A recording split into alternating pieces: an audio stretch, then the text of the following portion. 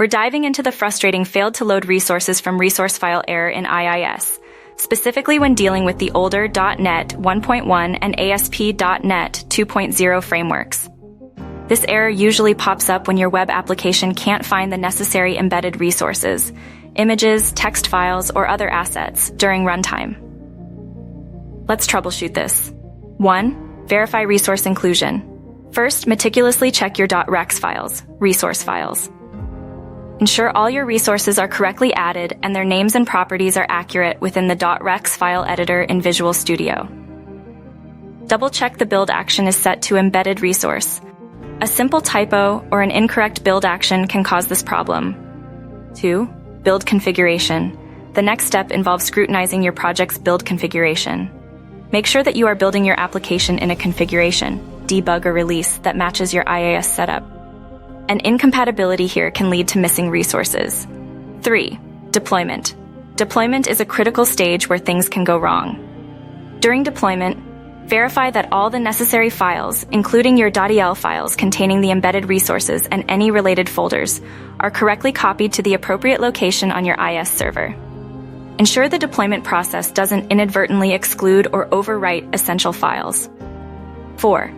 File permissions. IIS often needs specific permissions to access files and folders.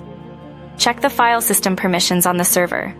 The application pool identity, the user account under which your application runs, needs read access to the directory containing your application's resources. Incorrect permissions will prevent the application from loading resources. 5. Resource access within the code. Examine your code where you access the resources.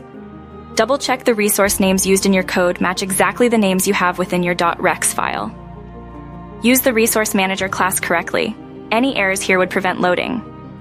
6. IIS application. Pool settings. The IIS application pool settings play a role. Ensure that the .NET CLR version in your application pool settings corresponds to the .NET Framework version used by your application, .NET 1.1 in this case. A mismatch here can be problematic. 7. Recycling the application pool. Sometimes, simply recycling the application pool in IIS can resolve the issue by clearing out any cached configurations that might be interfering. 8. Event Viewer. The windows. Event Viewer can provide clues. Check the application logs for more detailed error messages that might be hiding underlying issues not directly apparent in the original error message. These logs often provide valuable insights into what went wrong. 9. Re-register ASP.NET. As a final resort, consider re-registering ASP.NET with IIS. This step involves using the ASP.NET_regs.exe utility to re-register the ASP.NET components, ensuring they are correctly integrated with the web server. This is less frequently needed, but can resolve more complex registration issues.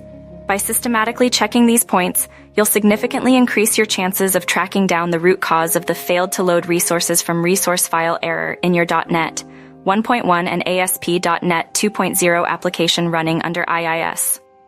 Remember, careful attention to detail is key in resolving such issues.